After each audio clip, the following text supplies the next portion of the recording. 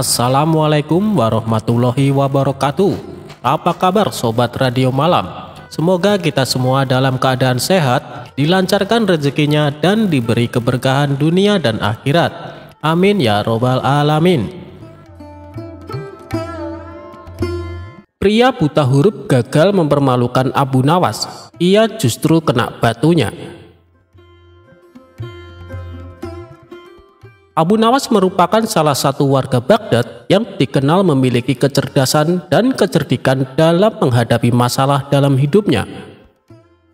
Tak jarang Abu Nawas juga dipanggil oleh Baginda Raja guna memberi nasihat akan permasalahan yang tengah dialami di istana.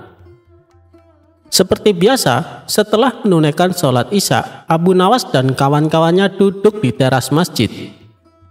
Mereka mendiskusikan beragam permasalahan, mulai dari ilmu agama hingga ilmu tentang kebijaksanaan yang membuat orang-orang betah duduk berlama-lama mendengarkan Abu Nawas. Pasalnya, setiap ilmu yang disampaikannya selalu diselingi humor yang mengundang tawa. Suatu ketika, ada orang yang buta huruf tidak suka dengan Abu Nawas. Orang tersebut sangat ingin mempermalukan Abu Nawas di depan orang-orang. Namun ia belum menemukan caranya. Tiba-tiba di benaknya terbesit ide yang unik.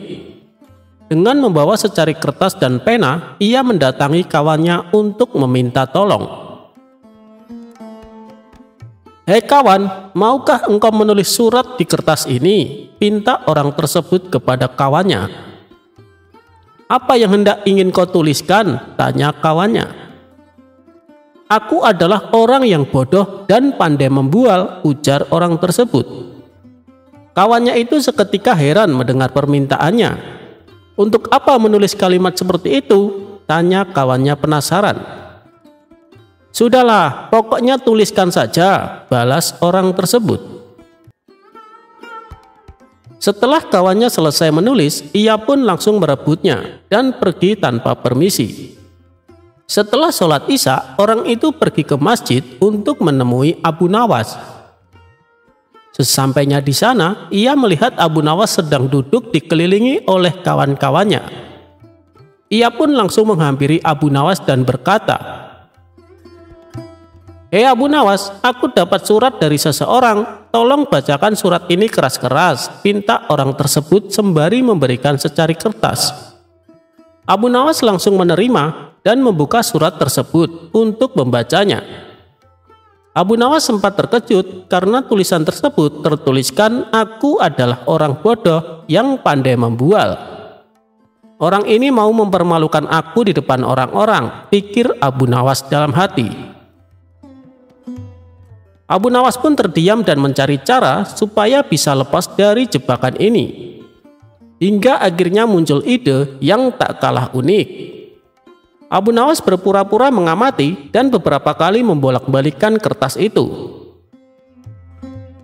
"Kenapa Abu Nawas? Cepatlah bacakan surat itu keras-keras. Kamu tahu kan kalau aku buta huruf, jadi aku tidak bisa membacanya," tutur orang tersebut. "Waduh, saya minta maaf, saya tidak bisa membaca," jawab Abu Nawas. "Memalukan, orang secerdik Anda dan sepandai Anda ternyata tidak bisa membaca. Seharusnya kamu malu dengan sorban yang kamu pakai," ujar orang tersebut. Kala itu, orang yang bersorban adalah tanda orang yang berpendidikan.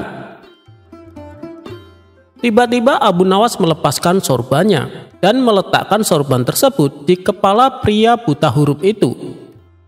"Sekarang kamu sudah memakai sorban. Jika itu memberimu pengetahuan, silahkan baca sendiri," balas Abu Nawas. Orang-orang yang hadir kala itu pun spontan tertawa terpingkal-pingkal mendengarnya. Si buta huruf itu pun gagal untuk mempermalukan Abu Nawas. Justru ia yang kena batunya. Ia tak menyangka dengan jawaban Abu Nawas yang cukup cerdik. Orang buta huruf tersebut kemudian pergi dengan menahan rasa malu. Itulah kisah cerdik Abu Nawas dalam menghadapi kawannya yang akan mempermalukannya.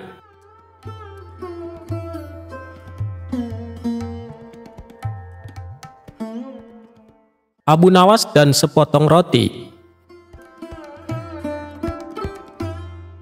Al-Kisah, pada suatu hari kerajaan mengalami krisis ekonomi yang buruk karena sumber pendapatan kerajaan yang berasal dari pajak tidak memenuhi target.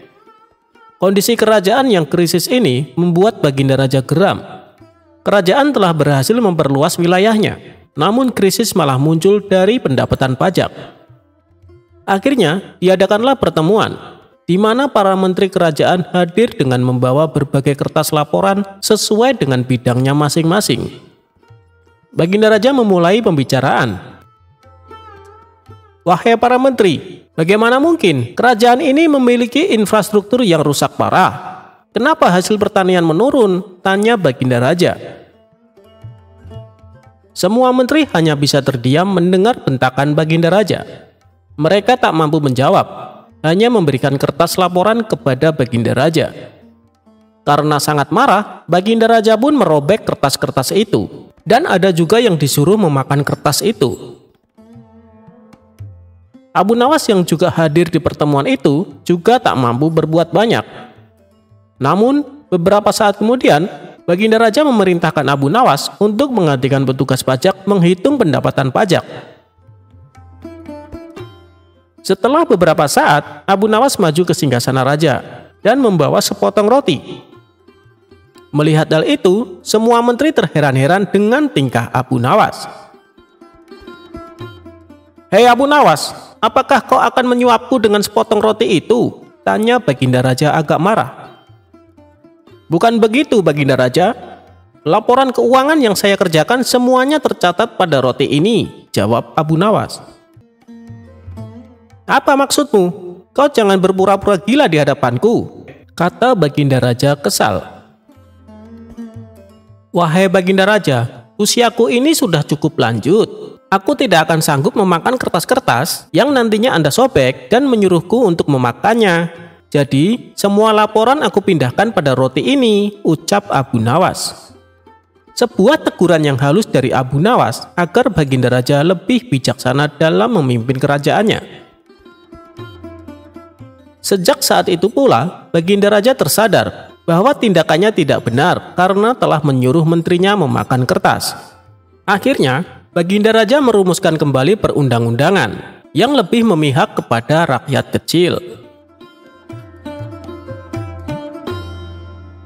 Kebun Abu Nawas dirusak sapi. Abu Nawas bernama lengkap Abu Ali Al-Hasan bin Hani Al-Hakami, merupakan pujangga ternama. Abu Nawas merupakan tokoh sufi yang cerdik dan cerdas. Ia hidup sejaman dengan Baginda Raja Harun. Abu Nawas juga dikenal dengan sosok yang jenaka, sehingga tak jarang orang-orang terhibur dengan tingkahnya. Namun, kisah kesuksesan Abu Nawas tidak selamanya menghampiri. Berikut kisah apes Abu Nawas. Abu Nawas memiliki kebun yang cukup luas. Kebun tersebut sudah lama ia tanami berbagai macam sayuran yang dapat menghasilkan cukup banyak uang. Oleh karena itu, Abu Nawas sangat menjaga kebunnya itu. Ia tidak ingin kebunnya dimasuki maling. Bahkan, ia juga tidak ingin bila kebunnya dirusak meskipun hanya sedikit. Ia tak segan-segan akan memukul siapapun yang merusak kebunnya itu. Suatu hari, saat sedang beristirahat di kebun, tiba-tiba ia melihat seekor sapi memasuki kebunnya. Parahnya lagi, sapi tersebut memakan daun-daun dan semua tanaman yang ada di kebun Abu Nawas. Tentu saja hal itu membuat Abu Nawas sangat marah. Dengan cepat, ia pun mengambil ranting pohon yang cukup tebal dan panjang dan berlari mengejar sapi tersebut. Melihat Abu Nawas yang berapi-api, sapi itu segera berlari menghindari kejaran Abu Nawas. Yang lebih membuat marah karena si sapi itu tak kunjung keluar dari kebunnya. Karena diinjak-injak, seluruh tanaman Abu Nawas pun rusak. Setelah beberapa menit, akhirnya sapi itu berhasil keluar dari kebun dan selamat dari amarah Abu Nawas. Akibat kejadian tersebutlah Abu Nawas sangat dendam kepada sapi tersebut. Setiap hari ia selalu menunggu kehadiran si sapi di kebunnya. Namun hingga seminggu sapi itu tak kembali muncul. Hingga pada suatu ketika saat pulang dari kebunnya, Abu Nawas berpapasan dengan seorang petani yang sedang menaiki gerobak yang ditarik sapi yang saat itu merusak kebunnya. "Nah, itu dia sapinya. Kali ini kau tak akan bisa menghindar dariku," kata Abu Nawas geram. Tanpa bertanya lagi, Abu Nawas segera mengambil ranting pohon dan memukul sapi tersebut berkali-kali. Sapi itu hanya bisa pasrah. Sang sapi tak bisa berlari menghindar karena sedang menarik gerobak. Tapi tentu saja perbuatan Abu Nawas ini membuat si petani marah. "Hei, ada apa dengan sapiku? Kenapa kamu terus-terusan memukulnya?" bentak si petani. "Jangan ikut campur, ini urusanku dengan sapi. Ia tahu kesalahan yang telah diperbuatnya," balas Abu Nawas. Petani itu hanya bisa melongo mendengar jawaban Abu Nawas. Setelah puas memukul sapi itu, Abu Nawas lalu pergi meninggalkan sapi dan si petani. "Dasar orang gila," gerutu sang petani. Petani itu pun kemudian melanjutkan perjalanannya. Itulah kisah unik Abu Nawas yang bikin geleng-geleng kepala.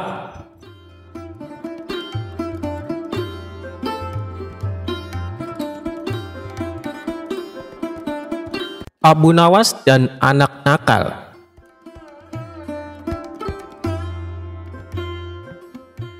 Cerita Abu Nawas kali ini berawal dari suatu hari Baginda Raja kedatangan sahabatnya yang merupakan raja dari negeri seberang. Sahabatnya itu mengeluhkan perilaku putranya. Sang raja negeri seberang menceritakan bahwa anaknya sangat malas dan enggan disuruh belajar. Lalu yang lebih parah lagi, si anak bandelnya kelewat batas. Ia lebih suka melalui waktunya untuk bermain dan tidur. Manakala setiap kali sang raja mendatangkan guru untuk mengajari, si anak malah menertawakannya, bahkan seringkali dilecehkan dan diabaikan. Hal ini membuat guru-guru yang mengajar memilih berhenti. Mereka tidak mampu menghadapi sifat putra raja negeri seberang yang nakal tersebut. Padahal sang raja berharap kelak putranya sanggup mewarisi kerajaan untuk generasi berikutnya. Kenapa tidak kau saja kepada Abu Nawas? Biarkan dia mendidik anakmu dengan caranya, tutur Baginda Raja menyarankan. "Abu Nawas? Siapa itu Abu Nawas?" tanya sang raja negeri seberang. "Dia itu ulama sufi yang terkenal cerdik dan pandai di kota Baghdad," jawab Baginda Raja. "Oh, baiklah, akan aku coba. Minggu depan aku ajak putraku kemari," balas raja negeri seberang. Beberapa minggu kemudian, dengan diantar Baginda Raja, raja negeri seberang tersebut membawa putranya ke rumah Abu Nawas. Melihat kedatangan tamu seorang raja, tentu saja membuat Abu Nawas sangat terkejut.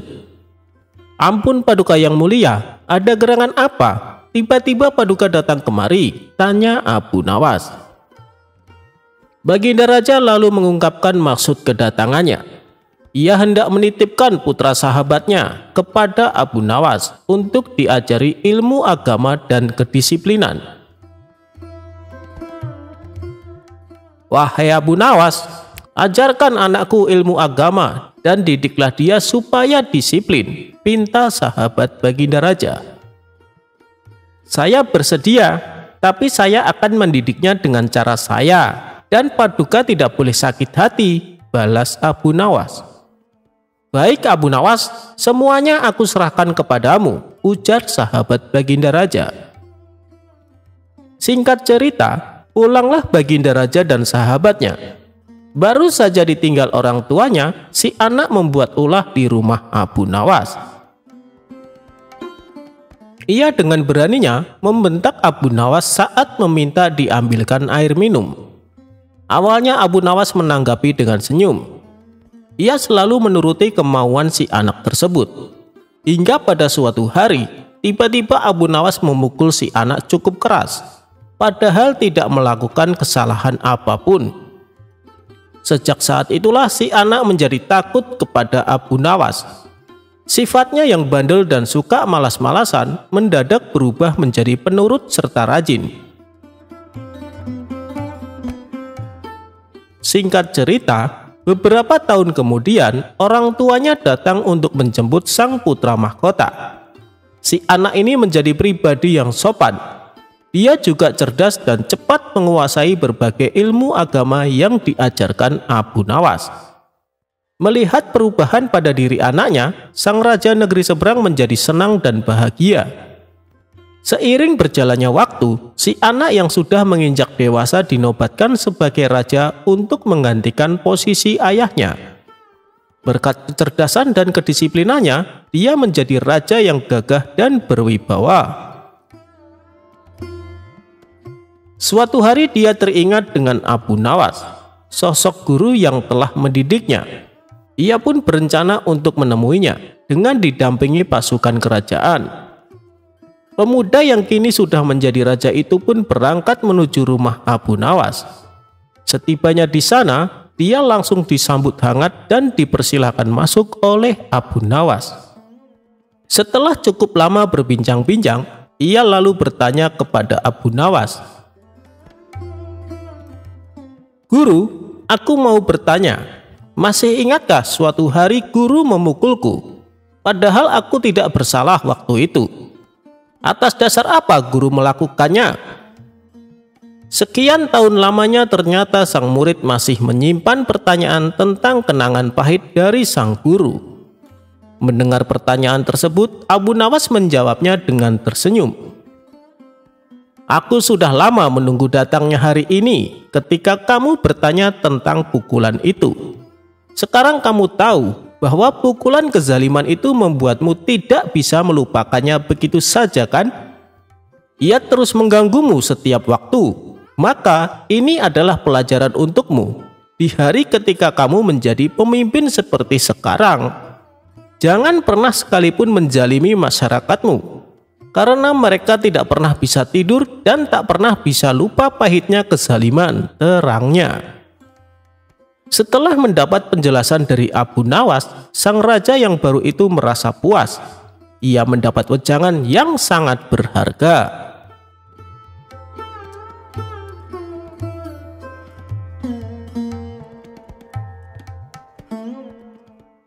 Memanah dengan gaya, Abu Nawas dapat hadiah.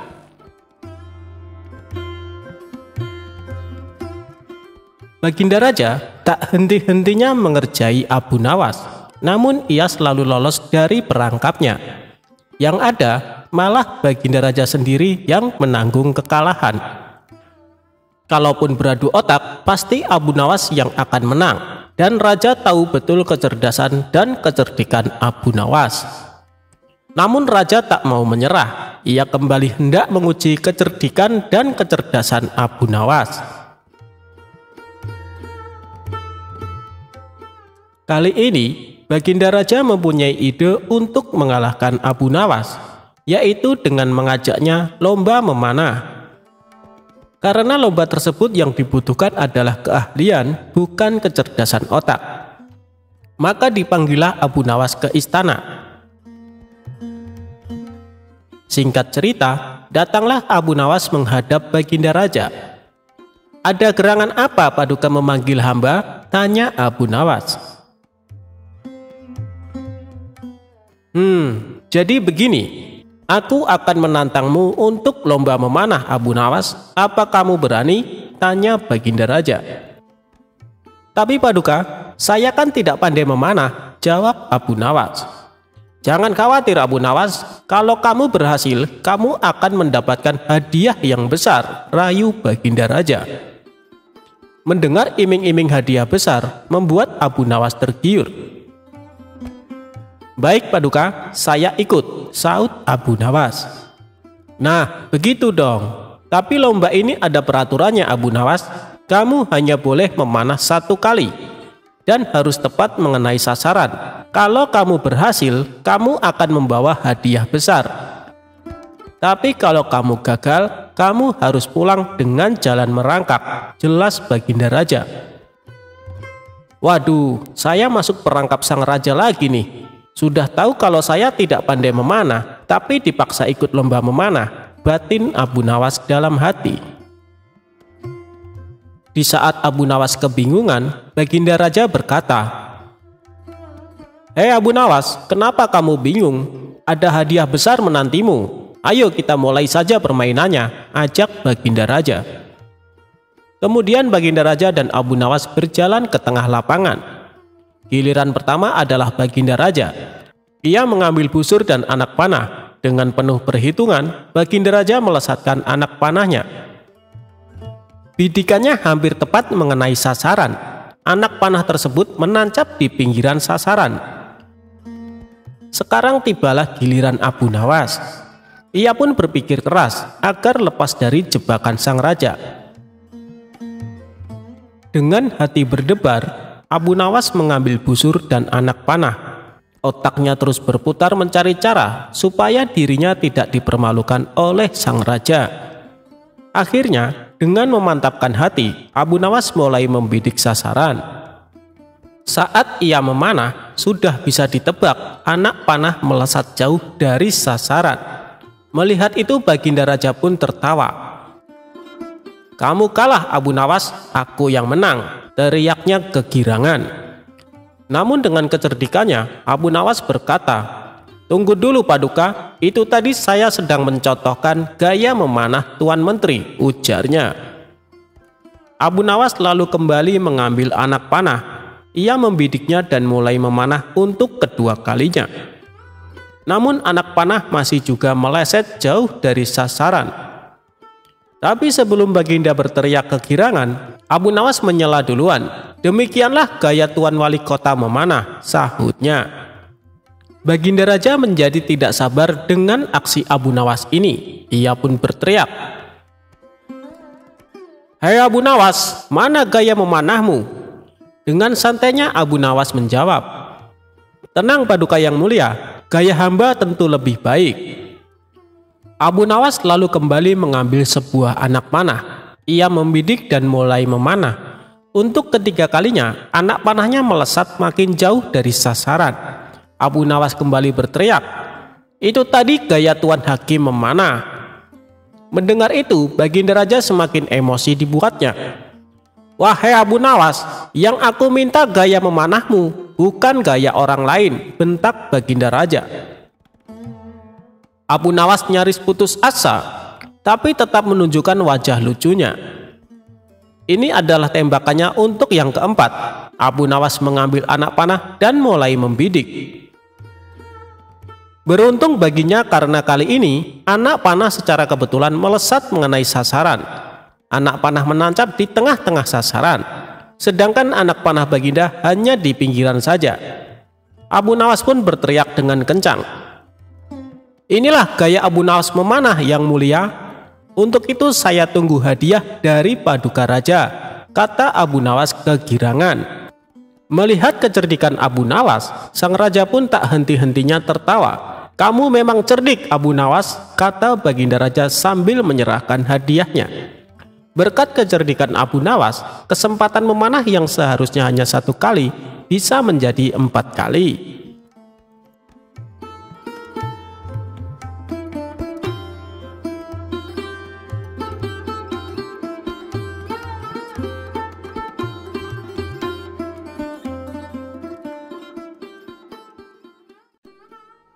Akal bulus Abu Nawas makan sop gratis.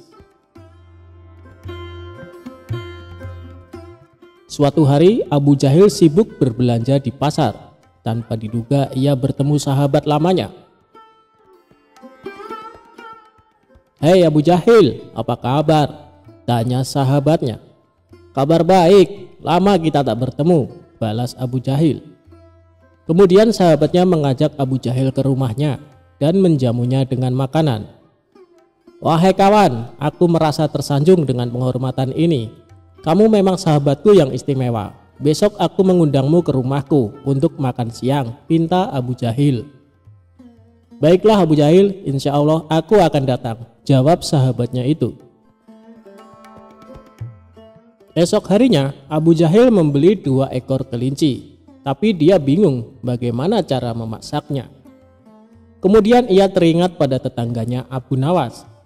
Abu Nawas kan pandai memasak, aku akan meminta bantuannya, pikir Abu Jahil. Abu Jahil lalu mendatangi rumah Abu Nawas dan mengutarakan keinginannya. Tentu saja Abu Nawas dengan senang hati bersedia membantunya. Saat Abu Nawas sibuk memasak, Abu Jahil berkata kepadanya, Abu Nawas, aku tinggal sebentar menjemput sahabatku di pasar, sebab dia belum tahu alamat rumahku. Abu Nawas pun menjawab, ya, kamu pergi saja Abu Jahil, aku akan buat masakan sop kelinci yang lezat. Setelah Abu Jahil pergi, sop kelinci yang dibuatnya sudah matang. Sepertinya lezat juga sop daging kelinci ini, pikir Abu Nawas. Dia pun mencicipinya satu iris. Mantap. Karena ketagihan, ia menyantap daging kelinci satu persatu sampai tersisa sedikit. Tidak lama kemudian datanglah Abu Jahil bersama sahabatnya. Wahai Abu Nawas, ini sahabatku sudah datang, ayo siapkan makanannya, kata Abu Jahil. Siap Abu Jahil, tapi lebih nikmat kalau ditambah dengan roti, ucap Abu Nawas. Baiklah, aku akan keluar sebentar membeli roti, kata Abu Jahil. Sementara sahabat Abu Jahil duduk menunggu di ruang tamu. Ketika Abu Jahil keluar kedua kalinya ini, Abu Nawas malah menghabiskan sop kelinci yang dimasaknya. Selanjutnya, Abu Nawas berpikir bagaimana caranya agar Abu Jahil tidak marah. Tiba-tiba muncul ide jahil Abu Nawas. Ia menemui sahabat Abu Jahil yang duduk menunggu di ruang tamu. Apakah kamu tahu kenapa diundang ke rumah Abu Jahil? Tanya Abu Nawas. Aku tahu karena aku sahabatnya, jawab sahabat Abu Jahil. Berarti kamu tidak tahu alasan yang sebenarnya, kata Abu Nawas berpura-pura sedih. Memangnya ada apa dengan Abu Jahil? Tanya sahabat itu penasaran. Sebenarnya sudah lama dia gila, sudah berobat kemana-mana tapi tidak ada satupun yang menyembuhkannya. Kemudian ada tabib yang menyarankan Abu Jahil memakan telinga manusia, dan ternyata manjur. Abu Jahil semakin membaik dan mulai mengenali siapa saja sahabatnya, dan alasannya mengajakmu kemari agar bisa memotong telingamu untuk dimakan, kata Abu Nawas. Apa ini serius? Tanya sahabat Abu Jahil. Kalau tidak percaya, lihatlah ke dapur, aku disuruh memasak sop tapi tidak ada dagingnya, karena dia menginginkan kedua telingamu, ujar Abu Nawas. Spontan sahabat Abu Jahil masuk ke dapur dan melihat sop yang dibuat Abu Nawas. Ternyata benar, aku harus secepatnya pergi dari sini, pikir sahabat Abu Jahil. Ketika hendak pergi keluar, ia berpapasan dengan Abu Jahil tepat di depan pintu. Maaf kawan, aku terlambat. Aku akan segera menyiapkan hidangannya, kata Abu Jahil. Kemudian Abu Jahil masuk ke dalam dan memberikan kepada Abu Nawas. Mana sop kelincinya Abu Nawas? Tanya Abu Jahil. Begini Abu Jahil, sahabatmu tadi mengambil 2 daging kelinci dan menyembunyikannya di balik bajunya. Lihatlah, sahabatmu keluar dan lari karena dia ketakutan dan malu kepadamu, ucap Abu Nawas. Abu Jahil menengok ke arah ruang tamu. Benar saja, sahabatnya sudah pergi keluar. Abu Jahil pun berlari menyusul sahabatnya. Hei kawan, ambillah satu saja dan berikan satu untukku, teriak Abu Jahil. Kok gila ya, itu sama sekali tak mungkin ku berikan. Sahabatnya mengira Abu Jahil meminta telinganya. Ia pun ketakutan dan berlari tambah kencang. Sementara Abu Nawas yang menyaksikan itu tertawa terpingkal-pingkal.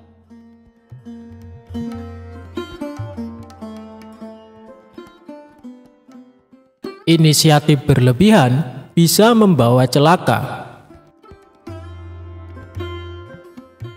Alkisah tentang Abu Nawas yang pernah bekerja kepada seseorang yang kaya raya. Namun orang tersebut enggan membayar zakat dan bersedekah. Abu Nawas ingin majikannya yang kaya raya itu bertobat dan membayar zakat. Sehingga Abu Nawas menjalankan akal cerdiknya agar orang kaya tersebut bisa membayar zakatnya dan bertobat. Pada suatu hari, orang kaya itu memanggil Abu Nawas. "Abu Nawas, engkau ini memang orang baik, jujur serta tekun. Tapi tadi kusuruh kau membeli telur, kenapa lambat sekali melaksanakannya? Kalau kusuruh membeli 3 telur, kenapa kau tidak membelinya sekaligus?